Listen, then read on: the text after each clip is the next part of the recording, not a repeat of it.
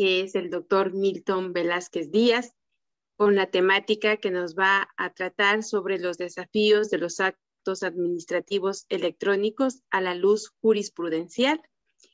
El doctor Milton Velázquez es abogado por la Universidad de Guayaquil, magíster en Derecho Administrativo por la Universidad Austral, doctor PhD por la Universidad Pompeu Fabra, ex juez de lo civil y mercantil, ex asesor de la Corte Constitucional y actualmente es juez nacional en la Sala Constitucional. Muchísimas gracias, Nancy, por la presentación. Quisiera confirmar si me pueden ver y me pueden escuchar. Sí, sí lo podemos escuchar y también lo estamos visualizando. Muchísimas gracias. Bueno, en primer lugar quisiera pues agradecer desde luego al Instituto de Derecho Administrativo y Social Ecuatoriano IDEAS por esta invitación, también a la Universidad Andina Simón Bolívar por pues organizar este evento. Pertenezco pues a ambas entidades y me siento muy contento de poder compartir algunas ideas con ustedes. Quiero agradecer de manera muy personal tanto al presidente del instituto, al doctor Jaime Villacreces, como a la directora académica de la Universidad Andina, la doctora Edile Laguerre. Solamente intentando esto, queriendo saludar a las personas del público y mucha gente de la Sala Contencioso Administrativa de la Corte Nacional entre el público, entre ellos el juez nacional Iván Larco, a quien saludo. Voy a hacer una pequeña presentación muy corta de este tema y le agradezco pues a que no me estén contando el tiempo. Yo lo que os he querido traer esta tarde es un poco los desafíos que el control judicial de la administración tiene ante los actos administrativos electrónicos o automáticos. Y en este punto, en primer lugar, una cuestión de delimitación conceptual. Desde luego que cuando hablamos de actos administrativos electrónicos, podemos hablar de algo que comentó, por ejemplo, el presidente Jaime Villacreces con respecto al acto administrativo hecho en soporte electrónico. Es decir, lo que algunos han llamado una digitalización de apariencia. Y de hecho, pues ha mencionado esta sentencia del Tribunal Supremo muy interesante. Pero, desde luego, existen muchísimas de las actividades jurídicas de la administración en las que intervienen no solamente sistemas informáticos, sino asimismo sistemas en los que existen tomas de decisiones o ayuda en la toma de decisiones por parte de estos medios informáticos, como por ejemplo el uso de los algoritmos, blockchain, big data, etc. Un poco el doctor Gabardo ha hablado sobre los algoritmos, pero solamente quiero dedicar 2 o 3 pinceladas antes de hablar de algunos espacios jurisprudenciales que pueden ser interesantes en estos temas. En primer lugar, la aplicación de los algoritmos dentro de las estructuras de las actividades jurídicas de la administración impone 2 tipos de desafíos. Un primer grupo de desafíos de tipo conceptual, de tipo dogmático, ya que existe la necesidad de adaptar las estructuras de garantías que ofrecen los sistemas de procedimientos administrativos a estas nuevas modalidades. Y desde luego esto no es sencillo, partiendo desde la discusión de cuál es la naturaleza jurídica del algoritmo. De considerarse acto, de considerarse algo, simplemente un instrumento administrativo, o ir a los espacios donde Andrés Bosch-Palop de la Universidad de Valencia lo considera un reglamento. Pero bueno, más allá de esos puntos, hay que tener en cuenta una idea de cómo funcionan en el contexto de la toma de decisiones. El esquema de automatización para la emisión de este tipo de actividades jurídicas implica, en primer lugar, una determinación de cuáles son esos supuestos abstractos donde con una cierta información podrá tomarse decisiones concretas. Es decir, primero hay que hacer una revisión en abstracto de las distintas actividades que se realizan en la entidad pública concreta. Para tratar con esto, generar reglas lógico-matemáticas, generar instrucciones, como hemos dicho, abstractas, que permitan la determinación de la toma de decisiones futuras. Luego de esto, pues, añadir los datos concretos a esta predisposición abstracta y finalmente una decisión. Es decir, una programación, una determinación previa, una reglamentación, si cabe el término, luego una inserción de datos concretos y finalmente una decisión. ¿Por qué comento esto que parece de primero inferior? Lo comento porque es necesario para entender cuáles son las problemáticas en el momento del control, tanto en el control procedimental como en el control sustancial de estos problemas. Entonces, teniendo en cuenta estas primeras etapas, predisposición, inserción, decisión, vamos a tener en cuenta que existen una serie de implementos que ayudan a la toma de decisiones administrativas con medios de nueva tecnología o en su defecto toman por sí mismas estas decisiones. Ya veremos las implicaciones en un caso u otro. Es decir, hablando de decisiones totalmente automatizadas, perdón, o de decisiones parcialmente automatizadas.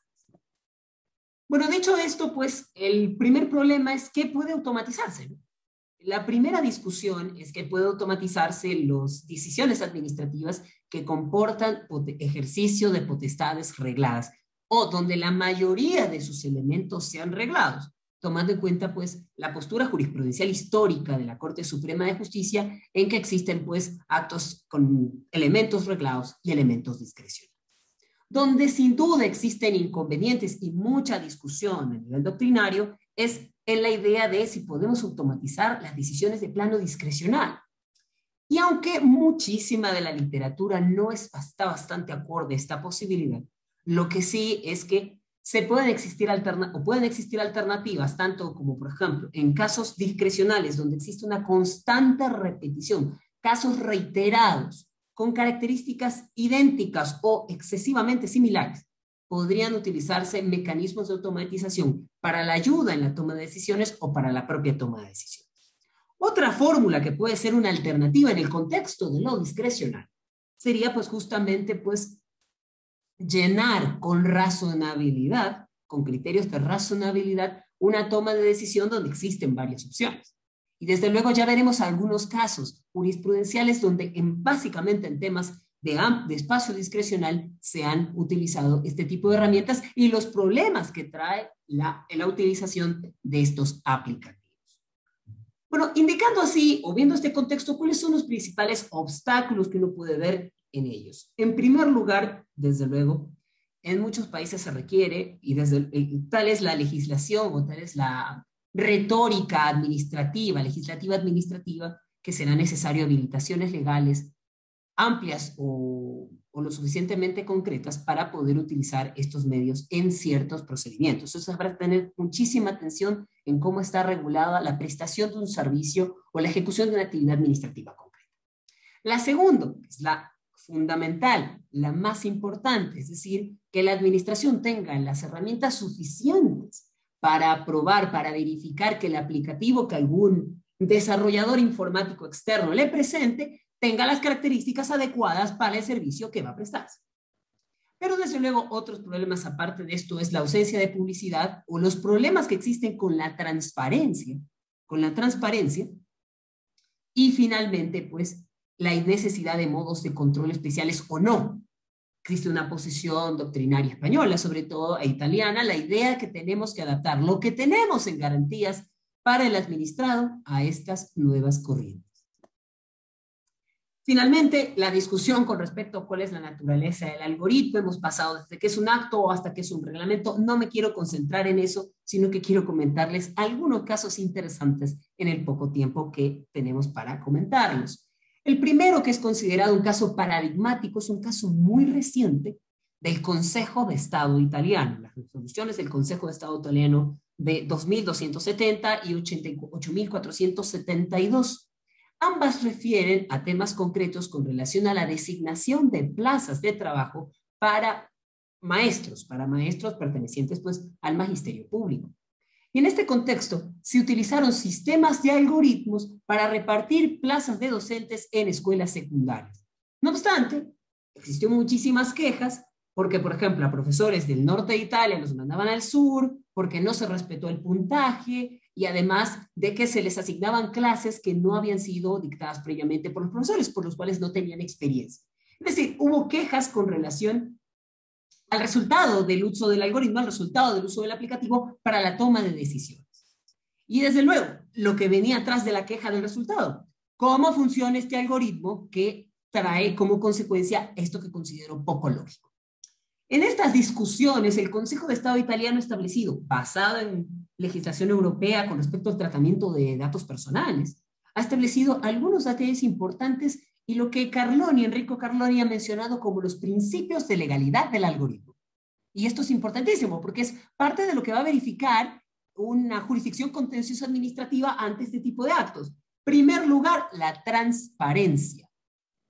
La transparencia que implica, entre otras cosas, el acceso al algoritmo y el acceso a la explicación de cómo funciona. Segundo, la no exclusividad, que ya veremos la necesidad de que el humano también intervenga. y no solamente estemos ante la intervención de las máquinas. Y finalmente, la no discriminación, que presenta unos inconvenientes jurisprudenciales que ya veremos a continuación. Primer punto, ¿cuáles serían estos alcances de la transparencia? Lo que ha mencionado la jurisprudencia italiana es que tiene que ser un alcance bastante amplio, que implique otorgar información significativa sobre la lógica que aplica el algoritmo y sobre la importancia de esta lógica y cuáles serían las consecuencias para cada interesado. En este contexto, es justamente por este punto es que la transparencia, las exigencias de transparencia en el algoritmo en abstracto, son los que algunos autores como Bosch-Palop hacen que consideren al algoritmo algo cercano a un reglamento administrativo. Y adicionalmente, un conocimiento del algoritmo, fíjense señores, en todos sus aspectos. Además de esto, el principio de no exclusividad implica, pues, desde luego, un modelo informático human in the loop, es decir, el desarrollo de un proceso en manera circular, pero el humano en el loop, el humano en la toma de decisiones, el humano en el flujo del procedimiento informático. De tal suerte que no solamente tiene que ser la máquina fría, con palabras del Consejo de Estado, sino que debe interactuar la máquina con el ser humano. Debe existir un responsable humano en el uso de este tipo de herramientas. Ahora, me quiero quedar con estas ideas, tanto con la relación con la transparencia, no exclusividad y finalmente discriminación, es decir, que no tenga sesgos en la toma de decisiones, y veremos que existen fallos con algunos detalles con relación a alguno de estos tres elementos. Uno que ha causado bastante discusión a nivel de textos es uno tomado por un tribunal regional de La Haya, en Holanda, Rechtbank Den Haag, y con este número larguísimo que ustedes pueden ver en pantallas, que es de febrero del año pasado, en el cual se discutía la aplicación de un sistema llamado Siri.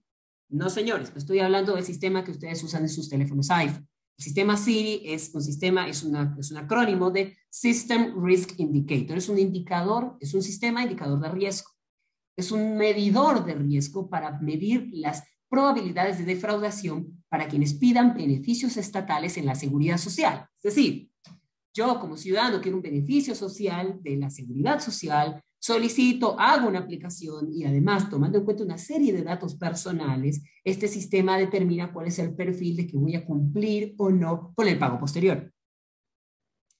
Y esto ha sido puesto en discusión a nivel jurisdiccional por dos polémicas básicas, por eso justamente los elementos que hablábamos hace un momento. En primero, una falta de transparencia en el algoritmo. Se ha mencionado que el algoritmo que utilizan en Holanda tiene una modalidad de tipo black box. Black box, es decir, caja negra, un modelo opaco, es decir, poca transparencia o poca claridad en la manera en la que se toman las decisiones. Y adicionalmente, se ha criticado que existe un uso sesgado del instrumento, que lo que hace es, como es un algoritmo de autoaprendizaje, mientras más información obtiene, mejores resultados probabilísticos genera. Esto ha generado, según los que lo discuten, una perpetuación de factores discriminatorios. Si más personas de tal origen étnico, de tal origen o de tal clase social o de tal género tienen tendencias a incumplir, pues este será un elemento que ha sido tomado en cuenta para que este perfilador de riesgo arroje un resultado. Otro caso que presenta asimismo problemas tanto en transparencia como en discriminación es el caso que no es un caso sobre administración, sin embargo sirve mucho para el uso de los algoritmos en toma de decisiones o como auxiliares en toma de decisiones públicas. Este es el caso, un caso del año 2016 que se ha discutido bastante, el caso State, el estado de Wisconsin, contra el señor Eric Loomis. ¿Qué pasó un poco en este caso? De manera muy breve, básicamente el señor Loomis tenía 5 cargos penales por tiroteos desde un vehículo. Y para la sentencia, o sea, para el juicio penal, el juez penal utiliza como soporte sistemas de lo que se ha llamado resolución o adjudicación o sentencia basada en la evidencia, o sentencias inteligentes. A partir de esto, de estos sistemas hay un aplicativo llamado Compass que valora los perfiles de riesgo de peligrosidad y de reincidencia que le permiten al juez, le dan una herramienta para la determinación de cuánto debe ser el monto de la pena, con el objetivo, lógicamente, de reducir la reincidencia. O sea, en el plano, en el espectro de determinación de la sanción, utilizan este sistema para dar y tener información objetiva de cuánto debería ser el monto de la pena. No toma la decisión este sistema, sino lo que hace es darle un insumo técnico al juez para la toma de decisiones.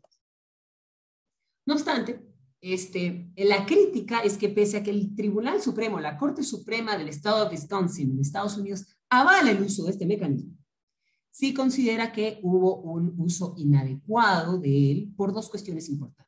La primera, porque pese a considerar que no se vulneró el derecho a una información confiable para sentenciar, en el proceso se denegó el acceso al código fuente del algoritmo. Se explicó un poco cómo funcionaba, pero se denegó el acceso al algoritmo, sino que solo se le dio acceso a los resultados del mismo. Y adicionalmente que tampoco hubo un uso adecuado con relación a temas de género. Ya conversaremos este punto a continuación. ¿Cuáles han sido las 4 críticas que esta autora, Martínez Garay, de la Universidad de Valencia, ha hecho con relación a el tema del uso de esta herramienta en materia penal? Primero se ha mencionado la idea de inseguridad jurídica por la falta de transparencia, lo que ya comentábamos en la sentencia del Consejo de Estado. Adicionalmente, como estos sistemas, vuelvo a la idea, son de self-learning, son de aprendizaje, autoaprendizaje, mientras más información tienen de ciertas características sociales, de género, raciales, de quienes de quienes son sujetos pasivos del proceso penal, puede generar sesgos.